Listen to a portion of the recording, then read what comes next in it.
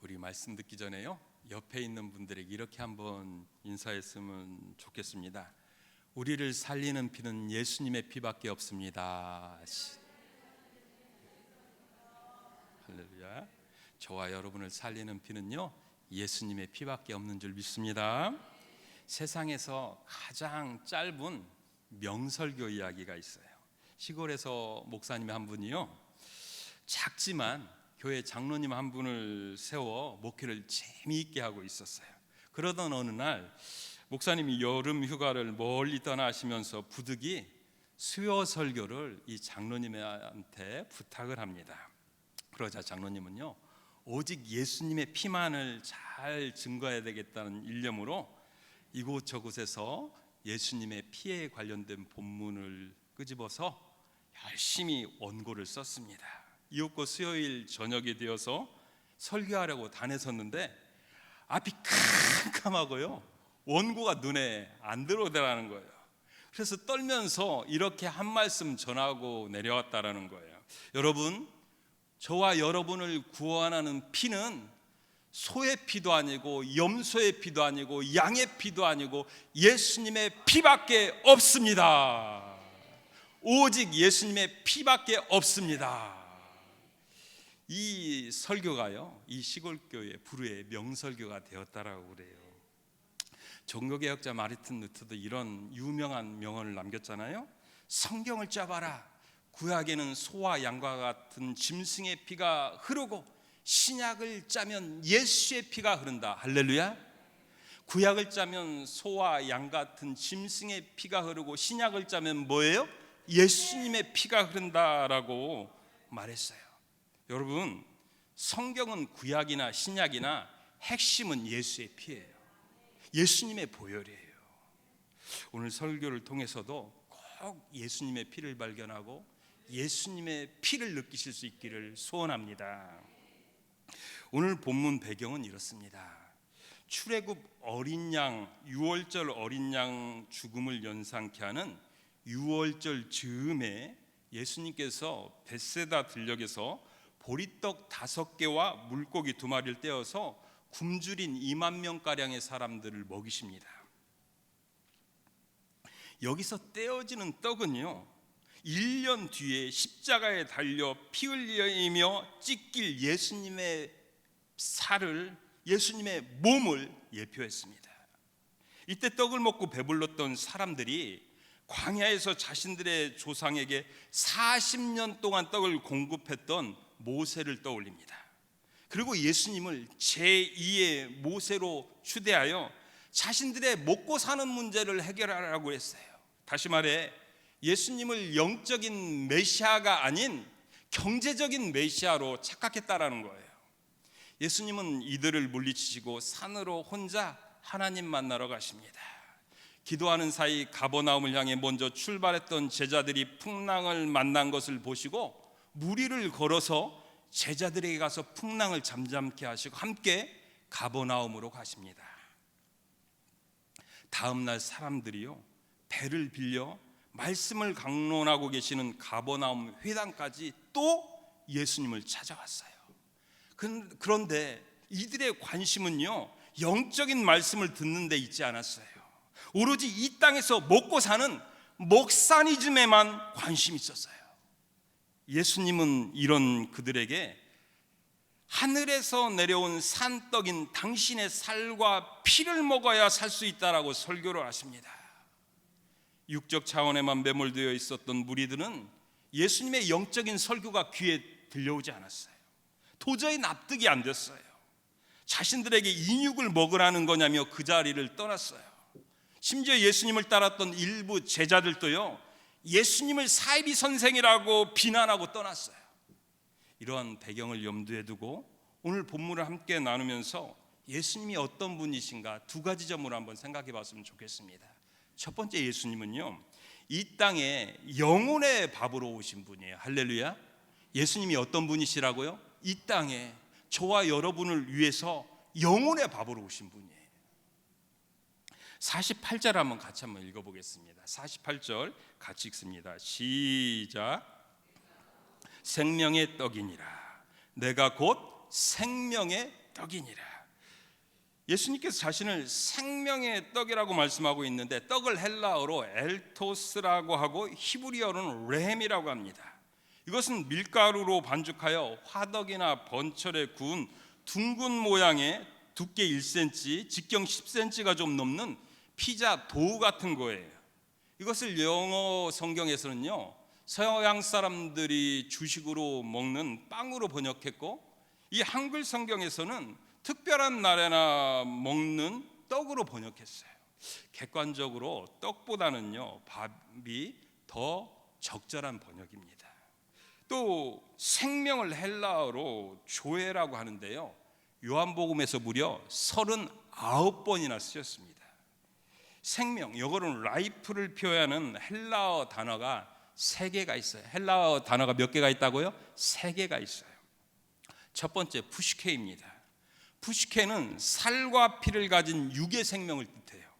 예를 들어 예수님께서 산상수훈에서 그러므로 내가 너희에게 이르노니 목숨을 위하여 무엇을 먹을까 무엇을 마실까 몸을 위하여 무엇을 입을까 염려하지 말라. 목숨이 음식보다 중하지 아니하며 몸이 의복보다 중하지 아니하냐고 말씀하며 언급하셨던 목숨이 생물학적인 생명 푸시케로 쓰였어요. 두 번째 비오스라는 단어가 있어요. 이 비오스라는 단어는요, 세상살이 혹은 경제력의 척도인 돈의 의미를 지니고 있어요. 요한일서 2장 16절, 이는 세상에 있는 모든 것이 육신의 정욕, 안목의 정욕, 이생의 자랑이니 다 아버지께로부터 온 것이 아니오 세상으로부터 온 것이니라 해서 이생, 즉 먹고 살아가는 세상살이를 뜻합니다. 그리고 누가복음 15장 12절, 그 둘째가 아버지에게 말하되 아버지여 재산 중에서 내게 돌아올 분깃을 내게 주소서 하는지라. 아버지가 그 살림을 각각 나눠 주었더니 해서 탕자 아버지가 탕자에게 떼어준 재산, 즉 돈의 의미를 비오스가 담고 있습니다. 세 번째로 조회입니다. 이 조회는요, 하나님이 세상을 창조하실 때 동물이나 식물이 아닌 오직 사람에게만 불어넣어 주신 영적인 생명인 영혼을 의미합니다. 창세기 2장 7절에 여호와 하나님이 땅의 흙으로 사람을 지으시고 생기를 그 코에 불어넣으시니 사람이 생명이 되니라.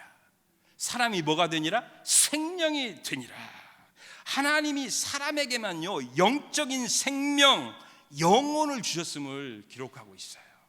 종합적으로 말씀드리면요, 예수님께서 자신을 생명의 떡이라고 비유하신 것은 육적 생명을 살리는 밥이 아닌 영적인 생명, 즉 영혼을 살리는 밥이시라는 거예요. 그렇다면 이 영혼을 살리는 밥이 무엇인 줄 아십니까? 그것은 우리 영혼이 날마다 먹어야 될 주님의 말씀인 거예요. 요한 사도는 요한복음 1장 1절과 14절에 예수님을 이렇게 정의했습니다. 태초에 말씀이 계시니라. 이 말씀이 하나님과 함께 계셨으니 이 말씀은 곧 하나님이시라. 말씀이 육신이 되어 우리 가운데 거하심에 우리가 그의 영광을 보니 아버지의 독생자의 영광이요 은혜와 진리가 충만하더라. 할렐루야. 은혜와 진리가 충만하더라. 예수님을요 은혜와 진리가 충만한 태초부터 있었던 말씀으로 칭하고 있어요. 다시 말씀드리면요, 예수님의 본질이 뭐예요? 말씀이시다라는 거예요. 요한복음 6장 63절에 예수님께서 살리는 것은 영이니 육은 무익하니라. 내가 너희에게 이르는 말은 영이요 생명이니라. 내가 너희에게 이르는 말은 뭐예요? 영이요 생명이니라 하시면서 예수님의 입에서 나온 말씀이 우리의 영혼을 살리는 생명의 밥이 되신다는 거예요. 사람이 떡으로만 살 것이 아니요 하나님의 입에서 나오는 모든 말씀으로 살 것이니라는 마태복음 4장 4절 말씀처럼 영적인 존재인 사람은요 밥만 먹어서는 안 된다라는 거예요. 영혼의 양식인 주님의 말씀, 영혼의 밥인 하나님의 말씀을 먹어야 된다는 거예요. 에스겔서 37장을 보면 마른 뼈들이 살아나는 환상 이야기가 나옵니다. 오늘날 하나님께서요 주의 종 에스겔 선지자를 죽음의 골짜기로 인도하십니다. 그곳에는 죽은 지 너무 오래되어 있어요. 살 가능성은 1도 없는 수많은 마른 뼈들이 누워 있었어요. 그런데 주의 종을 통하여 마른 뼈들에게 다음과 같은 하나님의 말씀이 선포됩니다. 너희 마른 뼈들아, 너희는 나 주의 말을 들어라. 내가 너희 속에 생기를 불어넣어 너희가 다시 살아나게 하겠다. 내가 너희에게 힘줄이 뻗치게 하고 또 너희에게 살을 입히고 또 너희를 살갗으로 덮고 너희 속에 생기를 불어넣어 너희가 다시 살아나게 하겠다. 그때야 비로소 너희는 내가 주인인 줄 알게 될 것이다. 너 생기야, 사방에서부터 불어와서 이 살해당한 사람들에게 불어서 그들이 살아나게 하여라. 그들이 살아나게 하여라. 그랬더니요, 죽었던 뼈들이 일어나 골격을 갖춥니다. 살이 붙습니다. 힘줄이 생깁니다. 생기가 들어갑니다. 강한 용사들로 거듭납니다. 한마디로 주님의 말씀이 들어가니까 죽었던 자들이 살아났다라는 거예요. 여러분, 마가복음 5장에 등장하는 회당장 야르의로의 딸, 누가복음 7장에 등장하는 나인성 과부의 아들, 요한복음 11장에 등장하는 나사로의 공통점이 뭔지 아십니까? 죽었지만 주님의 말씀이 들어가니까 다시 살아났다라는 거예요. 달리다금 소녀야, 내가 네게 말하노니 일어나라. 청년아, 일어나라. 나사로야, 나오너라. 주님의 말씀이 선포되니까 죽었던 자들이 다시 살아났다는 거예요. 이뿐만 아니라 주님의 말씀이요, 우리의 머릿속에, 우리의 혼에 들어가면요, 죽었던 세포도 재생된다라는 것을 믿으시기 바랍니다. 얼마 전에 지용훈 목사님이 지은 말씀사수라는 책을 읽어봤어요. 이분은 뉴욕 증권가 앞에서 노방전도 하시는 분이에요. 성경 3,000구절을 암송해서 암송 설교를 하시는 분이에요. 책에다 형님의 간증을 이렇게 적어놨어요. 서울대를 나온 형님이 그렇게 술을 좋아하셨다고 합니다. 평소에 술을 고주망태가 될 정도로 마셨는데 50대가 되자 그만 뇌졸중으로 쓰러졌다고 합니다. 언어와 운동을 담당하는 뇌세포들이 파괴되어 손발이 부자연스럽게 되었고 말도 어눌해졌어요. 이를 계기로 교회에 나가게 되었고, 교회에 나가서 하나님의 말씀을 듣는데 하나님의 말씀들이 꿀송이처럼 달게 느껴지더랍니다. 그래서 성경을 암송하기 시작했습니다. 그런데 놀라운 일이 벌어지기 시작했어요. 계속해서 성경을 암송하다가 몇백 구절이 외워졌는데 동시에요, 죽었던 세포들이 재생되더라는 거예요. 그래서 혀가 자유로워지고요, 손발이 자유로워져서 일상이 완전히 회복됐다라는 거예요. 누가복음 5장을 보면 밤새 고기잡이에 실패한 베드로가 나옵니다. 주님이 베드로의 배에 올라 육지에서 좀 떨어진 다음에 군중들과 배 안에 있던 베드로에게 생명의 말씀, 영의 말씀을 증거합니다. 설교를 마치시고 난 뒤에 가장 가까이서 말씀드리며 은혜 받았던 베드로에게 깊은 데로 가서 그물을 던져라. 깊은 데로 가서 그물을 던져라 말씀하요. 그때 베드로는요, 예수님의 말씀을 레마로 받고 즉시 순종합니다. 그 결과 어떻게 됩니까? 그물이 찢어질 정도로 수많은 물고기를 잡았습니다. 베드로의 빈 배가요, 만선이 되어버립니다. 예전에 한 여인이 어린 3남매를 키우고 있었어요. 남편이 베트남전에 참전해서 그만 죽습니다. 어떻게든 살아보려고 타자를 배워서 자그마한 회사에 격리로 취직합니다. 몇 달이 못 가 손에 병이 생겨 손가락들이 괴사되는 바람에 손가락 마디들을 잘라야만 했어요. 병상에 누워 절망하고 있는데 목사님이 신방을 오셔서 이런 말씀을 전해주었습니다. 하나님을 사랑하는 자, 곧 그 뜻대로 부르심을 입은 자들에게는 모든 것이 합력하여 선을 이루느니라. 아무것도 염려하지 말고 오직 모든 일에 기도와 간구로 너희 구할 것을 감사함으로 하나님께 아뢰라. 그리하면 모든 지각에 뛰어난 하나님의 평강이 너희 마음과 생각을 지키시리라. 평소에 이 말씀을 여러 번 듣기도 하고 읽어보았지만 그때는 레마로 들려지지 않았다라는 거예요. 그러나 병상에서 목사님을 통해서 선포되는 말씀이 하나님께서 자신에게 직접 주시는 레마의 말씀으로 들려지더라는 거예요. 그래서 그 말씀 붙잡고 기도하고 있는데 하루는 회사 직원이 와서 퇴원하면 회사로 다시 오라더랍니다. 퇴원하고 회사에 갔더니 그 여인의 사정을 알았던 사장님이 그 여인을 경비 분석과장으로 승진시켜 놨어요. 그래서 월급도 더 많이 받고 승진도에서 주일날 감사원금 봉투에다가 이렇게 적어서 헌금했다라는 거예요. 제 손가락 마디들이 잘렸을 때는 제 아이들을 어떻게 먹여 살려야 하나 절망했지만 그것이 죽으라는 표시가 아니라 하나님의 축복회로의 방향전환 표시였습니다. 제 손가락 마디들이 잘려졌을 때는 제 아이들을 어떻게 먹여 살려야 하나 절망했었지만 그것이 죽으라는 표시가 아니라 하나님의 축복회로의 사인이었습니다. 방향전환 표시였습니다. 요한삼서 1장 2절에 유명한 말씀이 나오잖아요. 사랑하는 자여, 내 영혼이 잘된 것 같이 범사가 잘되며 강건하기를 내가 간구하노라. 여러분, 이 말씀에서 순서가 아주 중요해요. 건강, 범사, 영혼이 아니에요. 범사, 건강, 영혼도 아니에요. 영혼, 범사, 건강입니다. 이 뜻은요, 우리가 먼저 잘되고 먼저 건강해야 될 것이 있는데 그게 바로 우리의 영적인 생명인 영혼이라는 거예요. 그리고 우리의 영혼을 건강하게 해주고 잘 살게 만들어주는 것은 주님의 말씀밖에 없다는 거예요. 예수원 설립자인 대천덕 신부님이 한 번은 이런 말씀하셨어요. 떡이 먼저라고 생각하고 떡떡떡 돈 할 때는 그것만 있으면 만사가 형통할 줄 알았는데 하나님의 말씀이 우선되지 않는 떡은 아무것도 아니더라.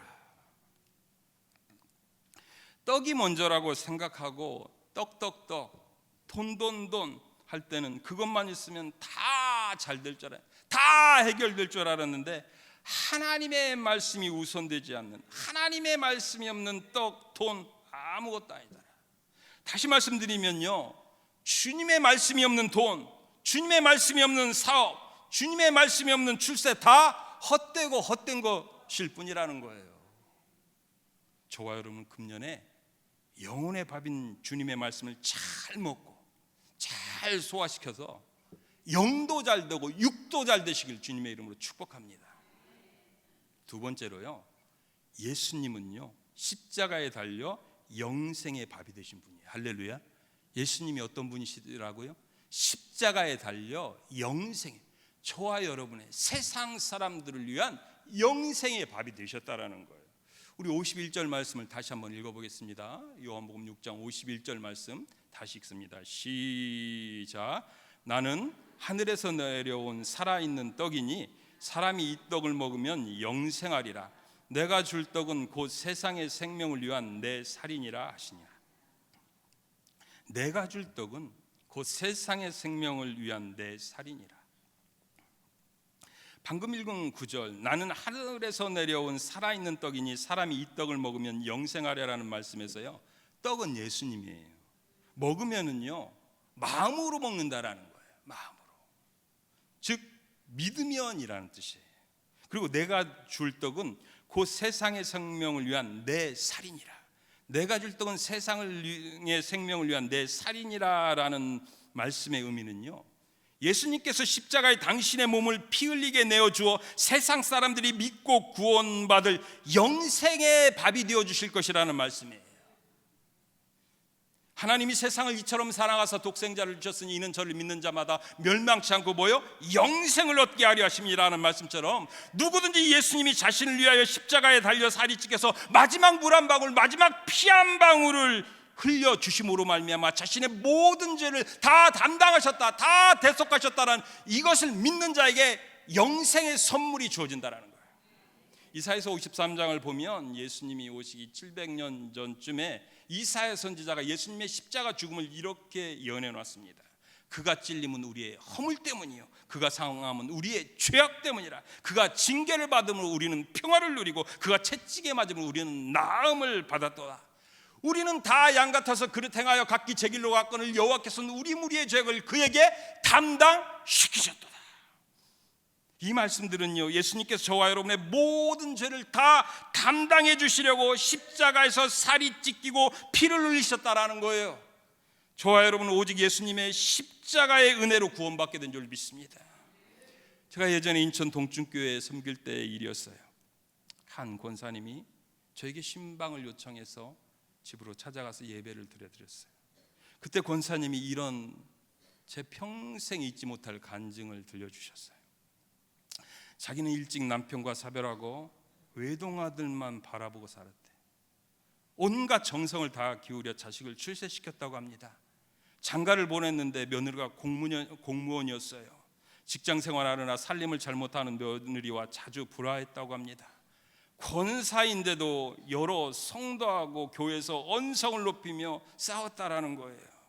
이런 자기 자신이 너무나도 부끄러워서 어느 날 기도의 골방에 들어가 하나님, 이러고도 자신이 구원을 받을 수 있느냐며 울며 기도했다라는 거예요. 이때 예수님이 환상 가운데 나타나셔서 자기 죄가 빼곡히 적혀 있는 두루마리를 펼쳐 보여주시더라는 거예요. 그런데 예수님의 십자가 피가 그 위에 흐르더니 모든 죄들이 다 지워져 버리더라고요. 모든 죄가 예수님의 보혈이 흘렸을 때 다 지워지더라는 거예요. 이 체험을 하고 자신이 죄 씻음 받고 구원받은 것은 오로지 예수님의 피로 된 것이다라는 걸 확신하게 되었다는 거예요. 저와 여러분의 죄를 씻는 것은요, 오직 예수님의 피밖에 없습니다.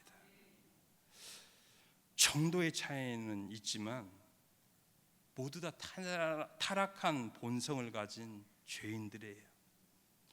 저처럼 목사에 가면, 장로에 가면, 권사에 가면, 집사의 가면을 썼어도 죽을 때까지 죄 짓는 죄인들입니다. 하지만 예수님께서 예수님의 피의 공로를 믿는 그 믿음 한 가지를 보고 저와 여러분을 의롭게 여겨주신다는 걸 믿으시기 바랍니다. 예수님의 피로 말미암아 저와 여러분을 의롭게 봐주신다는 거예요. 저와 여러분 십자가에 달려 살이 찢기시고 피 흘리시며 세상을 구원하기 위해 영생의 밥이 되어주신 예수님을 믿음으로 말미암아 구원을 받게 된 줄 믿습니다. 기도하시겠습니다.